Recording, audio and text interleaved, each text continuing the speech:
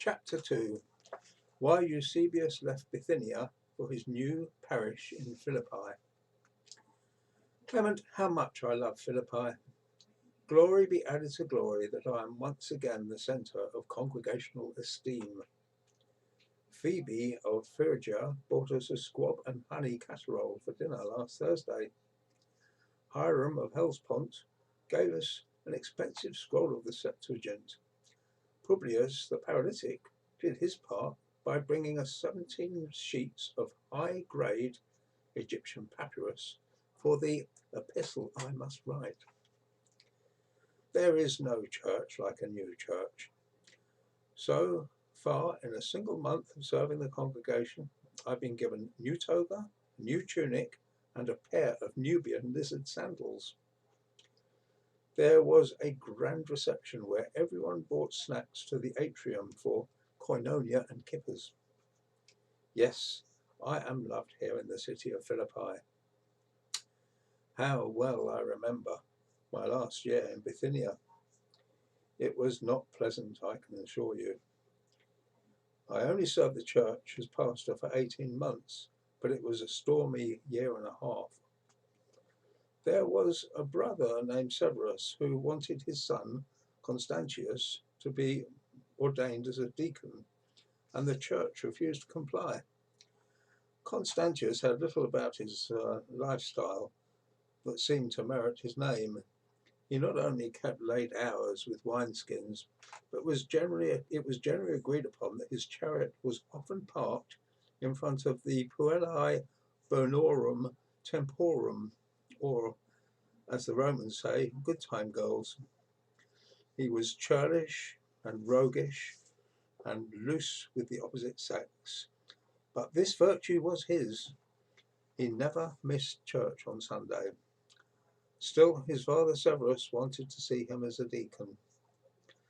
Constantius had an elevated view of the office. He wanted very much to be a deacon.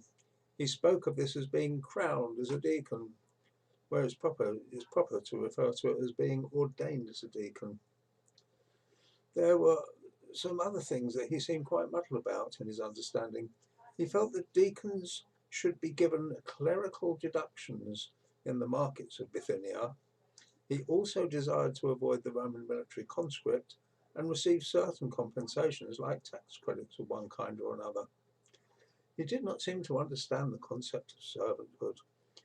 I asked him if he was prepared to visit the leper colony to minister once he was ordained, but he declined unless the church could pay him mileage for his chariot and per diem expenses. The idea of the leprosarium had some appeal to him, though, because it was on the way to the houses of the good time girls. I had to agree with the action of the church. Constantius was definitely not the sort of chap who should be crowned or rather ordained as a deacon. When his father Severus learned of my stand, he became very angry. Severus immediately felt that the Lord might be calling me to a smaller parish in rural Arabia. Being a wealthy man, Severus's donation paid much of my wage. His money was a canker in the assembly. Not only did it furnish Constantius with racy new chariots, but it also gave him the deciding vote in every action of the church. Remember how Simon the Apostle reprimanded Simon the magician, who tried to buy the power of the Holy Spirit? Thy money perish with thee, he cried. It was indeed a powerful phrase, and one I had much admired. Well, Severus came to me and offered me an arrangement. He promised me that if we ordained Constantius, he would see to it that my salary would climb several shekels in a single annum. He promised me that I would never want for the common necessities. It was clearly an ecclesiastical bribe. So I also cried, thy money perish with thee. Things went downhill after that. Severus withheld his tithe. There was usually not enough money to pay my wages. Constantius finally quit the church and married one of the good time girls, Most of the church withdrew from me, fearing to risk the displeasure of Severus. The other deacons refused to go to the leper colony. I took over that ministry. As my reputation eroded in Bithynia, I grew more fond of the lepers, particularly Lenia. She taught me that need alone causes us to hunger for Christ. Health and wealth win us of our need for Christ, said Lenia. It is only to the poor in spirit that the Spirit comes, she said. It is not so bad to lose a wealthy member. It may be the very insufficiency which turns you to Christ. It's amazing how much I have learned of the love of God in a decade of leprosy. The pain of life best buys for us that intimacy with Christ that money is powerless to purchase. The membership of Bithynia finally asked me to go. Having no church of my own, I went to serve among the lepers until the church here in Philippi invited me to be their pastor. Ah, Clement, they love me. They care for all my needs.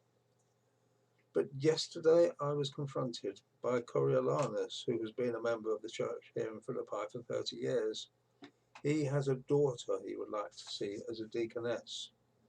He promised me a consistent wage if I would see to it that his daughter became one. I told him that I'd see what I could do. He would like for her to be crowned as a deaconess by the Ides of Janus. I reminded him that the correct word was ordained. Even in this sea of acceptance, I am suddenly afraid. Coriolanus is a big giver, and in some ways reminds me of Severus. Maybe I shouldn't worry. After all, I seem to be so well loved. But I remember the haunting words of Lenia, leper of Bithynia. Only in the poverty of our need may we discover the riches of Christ. May I choose such poverty as will make me truly rich. End of chapter.